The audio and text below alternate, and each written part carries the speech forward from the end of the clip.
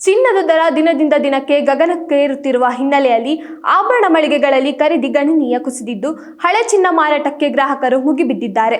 ದೇಶಾದ್ಯಂತ ಚಿನ್ನದ ಚಿಲ್ಲರೆ ಮಾರಾಟ ಶೇಕಡ 40-50ರಷ್ಟು ಇಳಿಕೆಯಾಗಿದೆ. ಇದೇ ವೇಳೆ ಆನ್ಲೈನ್ ಮೂಲಕ ಡಿಜಿಟಲ್ ಬಂಗಾರ ಮತ್ತು ಅಪರಂಜಿ ಬಂಗಾರದಲ್ಲಿ ಹೂಡಿಕೆ ಪ್ರಮಾಣ ಶೇಕಡ 15-20ರಷ್ಟು ವೃದ್ಧಿ ಕಂಡಿದೆ. ಕಲಬುರಗಿಯಲ್ಲಿ ಗ್ರಾಹಕರ ಕೊರತೆಯಿಂದಾಗಿ ಆಭರಣ ತಯಾರು ಮಾಡುವವರ ಕೆಲಸ ಶೇಕಡ 90ರಷ್ಟು ಕಡಿಮೆಯಾಗಿದೆ.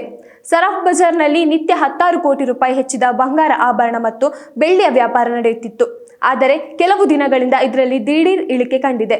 ಬೆಲೆ ಹೆಚ್ಚಳವಾಗುತ್ತಿದ್ದರಿಂದ ಹಳೆ ಚಿನ್ನ ಮಾರಾಟ ಮಾಡಿ ನಗದು ಪಡೆಯುವವರ ಸಂಖ್ಯೆ ಹೆಚ್ಚಿದ್ದು, ಸಣ್ಣ ಪುಟ್ಟ ಸಾಲ ತೀರಿಸಲು ಹಾಗೂ ದೈನಂದಿನ ಅಗತ್ಯಗಳಿಗೆ ಬಳಸಲಾಗುತ್ತಿದೆ.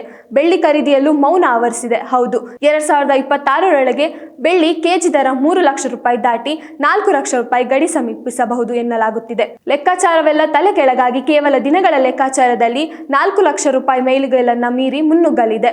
ಭಾರತದಲ್ಲಿ ಬೆಳ್ಳಿ ಉತ್ಪಾದನೆ ವಾರ್ಷಿಕ 800 ಟನ್ ಇದ್ದು, ಜಾಗತಿಕ ಉತ್ಪಾದನೆ ಶೇಕಡ 3ರಷ್ಟಿದೆ. 2025ರಲ್ಲಿ ಭಾರತ 6,000 ಮೆಟ್ರಿಕ್ ಟನ್ ಬೆಳ್ಳಿ ಆಮದು ಮಾಡಿದೆ. ಬಂಗಾರ ಜಾಸ್ತಿ ಎಂದು ಬೆಳ್ಳಿಯನ್ನ ನಂಬಿದವರಿಗೆ ಈಗ ಅದು ಕೂಡ ಗಗನಕುಸುಮವಾಗಿದೆ.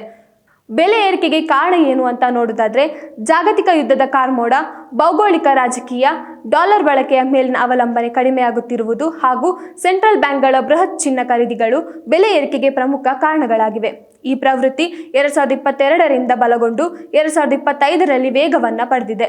ಅಮೆರಿಕ ಅಧ್ಯಕ್ಷ ಡೊನಾಲ್ಡ್ ಟ್ರಂಪ್ ಅವರ ನೀತಿಗಳಿಂದ ಷೇರು ಮಾರುಕಟ್ಟೆ ಅಸ್ಥಿರಗೊಂಡಿರುವುದು ಹೂಡಿಕೆದಾರರನ್ನ ಚಿನ್ನ ಮತ್ತು ಬೆಳ್ಳಿ ಕಡೆಗೆ ಆಕರ್ಷಿಸಿದೆ. ಡಾಲರ್ ದುರ್ಬಳಕೆಗೊಂಡಾಗ ಚಿನ್ನದ ಬೆಲೆ ಏರಿಕೆಯಾಗುವುದು ಸಹಜವಾಗಿದ್ದು, ಇತರ ದೇಶಗಳಲ್ಲಿ ಬೇಡಿಕೆ ಹೆಚ್ಚಲು ಇದು ಕಾರಣವಾಗಿದೆ. ಕೈಗಾರಿಕೆಗಳಲ್ಲಿ ಬೆಳ್ಳಿ ಬಳಕೆ ಹೆಚ್ಚಳವು ಬೆಲೆ ಏರಿಕೆಗೆ ಕಾರಣವಾಗಿದೆ.